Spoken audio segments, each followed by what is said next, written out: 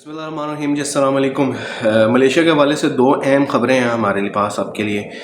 एक अहम ख़बर तो मलेशिया के हवाले से ये है कि वो तमाम लोग जो मलेशिया में शादी करने के ख्वाहिशमंद हैं और वो मलेशिया के प्रोसेस से नहीं गुज़रना चाह रहे, तो उसका क्या टेक्निकल हल है, ये हम आपके साथ आज के व्लॉग में आगे चल के शेयर करेंगे। दूसरा जो सबसे अहम डिबेटेबल और सबसे ज़्यादा ज़रूरी चीज़ है डिस्कस करने वाली, वो एजेंट की चालाकियाँ हैं। मैं तमाम एजेंट्स की बात नहीं कर रहा, कुछ एजेंट्स की बात कर रहा हूँ। इसके अलावा जो है वो तमाम लोग जो मलेशिया विज़िट पे जा चुके हैं और उनको एंट्री नहीं मिली और वापस आ चुके हैं, या जो जाना चाह रहे हैं, ये वाली वीडियो उनके लिए बहुत ख़ास है। आपने वीडियो एंड तक देखनी है, बहुत सारी टेक्निकल चीज़ें हैं जो आपसे डिस्कस करनी है, और आई होप कि इस वाली वीडियो के बाद आपके बहुत सारे पॉइंट्स जो हैं वो क्लियर हो जाएंगे।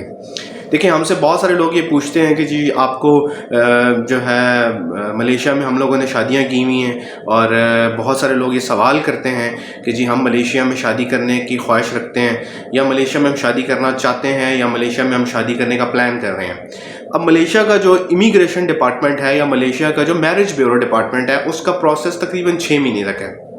और जब आप निकाह कर लेते हैं तो निकाह करने के बाद आपको रजिस्ट्रेशन और सारे प्रोसेस से, ये सारे मरहले से जो गुजरना पड़ता है, इसका जो कंप्लीट टाइम है वो तकरीबन 6 महीने है। तो आपको 6 महीने तक जो है बहुत सारी चीज़ें जो हैं वो रजिस्टर्ड करनी पड़ती हैं, और इससे लोग जो हैं वो भागते हैं।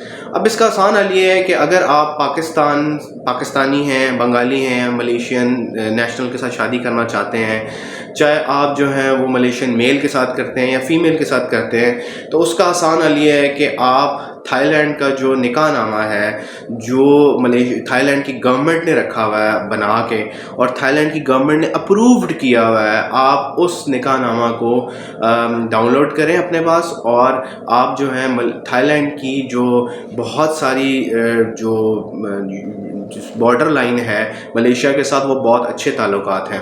और मलेशिया, बहुत सारे लोग थाईलैंड जाते हैं, थाईलैंड से बहुत सारे लोग मलेशिया आते हैं, और थाईलैंड के साथ मलेशिया की जो एक्सचेंज है वो बहुत अच्छी है, क्योंकि बहुत सारा सामान थाईलैंड से मलेशिया आता है और मलेशिया से थाईलैंड जाता है। तो इस सारे सिनेरियो को देखते हुए मलेशियन जो है वो थाईलैंड के जो इमिग्रेशन के हुकाम है वो मलेशियन से बहुत ज़्यादा कोऑपरेटिव है। आप ये करें, एक पॉइंट है, एक सेंटर है जिसको कहते हैं मजलिस इजामा। ये मजलिस इजामा जो है, अगर आप गूगल के ऊपर करेंगे तो कलंगन से तकरीबन 2 घंटे आप बॉर्डर का कर लें, 3 घंटे बॉर्डर का कर लें, और आगे जो है आप 1 आध घंटे की ड्राइव आगे है। जब आप थाईलैंड में एंट्री लेते हैं तो आपको थाईलैंड की एंट्री लेनी पड़ेगी मलेशिया से, और जब आप थाईलैंड की एंट्री ले लेंगे तो थाईलैंड की एंट्री की बेस के ऊपर आप जो हैं वो जाके वहाँ पे निकाह करके कुछ दिन रह के आप जब वापस आएंगे तो यहाँ पे एक सवाल ये पैदा होता है, जब आप वापस आते हैं तो आपको मलेशियन इमिग्रेशन को, या मलेशियन जो कि आपकी सारे मैरिज ब्यूरो को सारे डिपार्टमेंट देखता है, उसमें एक माइनर सी फ़ी जमा करानी पड़ेगी। उस फ़ी को उस फ़ी का नाम दे लें, उसकी पेनल्टी का नाम दे लें, उसको फ़ाइन का नाम दे लें, लेकिन उसके बाद आपका जो प्रोसेस है, ये जो डॉक्यूमेंटेशन वाला है, ये जल्दी हो जाएगा। यहाँ पे जो अहम सवाल है वो ये है कि मलेशियंस जो हैं वो बहुत सारे जो बाकी मुल्कों के लोगों के साथ शादियां करते हैं, तो वो इस प्रोसेस के थ्रू गुजरते हैं, और इस प्रोसेस को बहुत सारे लोगों ने अडॉप्ट भी किया हुआ है, और इस प्रोसेस से उनके बहुत सारे जो डॉक्यूमेंटेशन के मसले हैं वो जल्दी हो जाते हैं। दूसरा जो अहम मसला है कि डिपोर्ट का सीन है, और बहुत सारे लोग मलेशिया में एंट्री नहीं ले सकते और बॉर्डर से वापस आ जाते हैं, ये आपके एयरपोर्ट से वापस आ जाते हैं, और उसके बाद आके दोबारा उनको एजेंट कहते हैं हम तुम्हारी एंट्री करवाएंगे।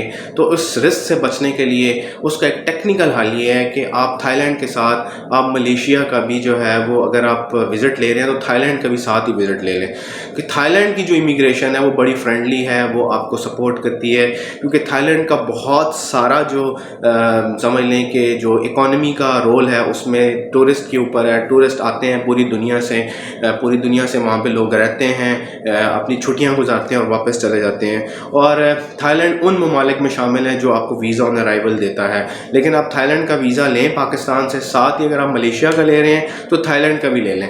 आप अगर लेट्स सपोज आपको मलेशिया से जो है वो नई एंट्री मिलती, हालांकि एंट्री ना मिलने की कोई मसला नहीं है, ہم جیسے لوگوں کو جن کو جو لوگ ٹریول کرتے ہیں ان لوگوں کو شاید اتنا مسئلہ نہیں ہوتا، لیکن جو بندہ پہلی دفعہ جا رہا ہوتا ہے تو اس کو ویسے ہی ایجنٹ بہت ڈرا دیتا ہے. تو ڈرنے کی ضرورت نہیں ہے، آپ نے شو منی کرنی ہے تو جو آپ نے ایجنٹ کو پیسے دینے ہیں خود آن لائن اپلائی کریں، آپ وزٹ پہ جائیں، گھومیں پھریں اور واپس آ جائیں. اس ساری ٹینشن سے کیا، لیکن پھر بھی اگر آپ کو انٹری نہیں ملتی، پھر آپ کو ایجنٹ ایک نیا لالی پاپ دیتا ہے کہ بھائی ہم دوبارہ آپ کی انٹری کروائیں گے. لیکن بہت سارے ایجنٹ جو ہیں، جو اچھے ایجنٹ ہیں، وہ اس پروسیس میں جاتے ہی نہیں ہیں. وہ یہ کرتے ہیں کہ آپ کو کوشش کرتے ہیں کہ آپ کی تمام چیزیں بالکل لیگلائز امیگریشن کے جو رولز کے مطابق ہیں اس کے مطابق کی جائیں، تاکہ آپ کو کل وہاں پہ جائے تو آپ کو ایئرپورٹ کے اوپر مسئلہ نہ ہو.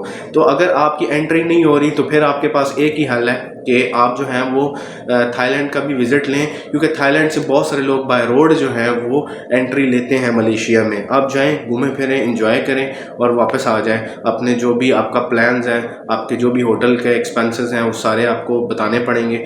وہ ڈیفینیٹلی آپ بتائیں ان کو اور آرام سکون سے انٹری لیں، گھومیں پھریں اور واپس آ جائیں.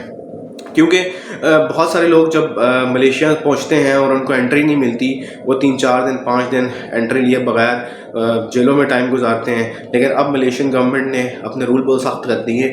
اب صرف آپ کو ڈپورٹ نہیں کیا جائے گا بلکہ آپ کو بلیک لسٹ کر دیا جائے گا. تو اس لیے اگر آپ کی انٹری نہیں ہو رہی کسی بھی وجہ سے، آپ کی ڈاکومنٹیشن پوری نہیں ہے، تو اس کا آسان حل یہ ہے کہ آپ جو ہیں یا تو 2-3 دفعہ انٹری لے لیں تھائی لینڈ میں، تھوڑی سی آپ کی ٹریول ہسٹری بن جائے گی. اس کے بعد آپ ملیشیا میں انٹری لیں تو پھر آپ کی ملیشیا میں انٹری ہو جائے گی. کیونکہ بہت سارے لوگوں نے ملیشیا انٹری لی ہے بائی روڈ تھائی لینڈ سے، اور تھائی لینڈ کی گورنمنٹ جو ہے بڑی سپورٹیو ہے. تھائی لینڈ کی گورنمنٹ اپنے جو امیگرینٹس ہیں ان کے ساتھ ان کا جو سلوک ہے وہ ایز کمپیئر ٹو ملیشیا زیادہ اچھا ہے. تو بہت سارے لوگوں کو جو ہے بائی روڈ جو ہے ملیشیا میں انٹری مل جاتی ہے. تو اگر آپ اس پروسیس میں سے گزرنا چاہتے ہیں تو جو آپ 15-20 ہزار آپ ملیشین وزٹ کا لے رہے ہیں، تو وہی آپ 10-15 ہزار روپے لگا کے ساتھ میں تھائی لینڈ کا بھی لے لیں، تاکہ اگر آپ کو ایک ملک انٹری نہ دے تو دوسرا ملک آپ کو انٹری دے دے.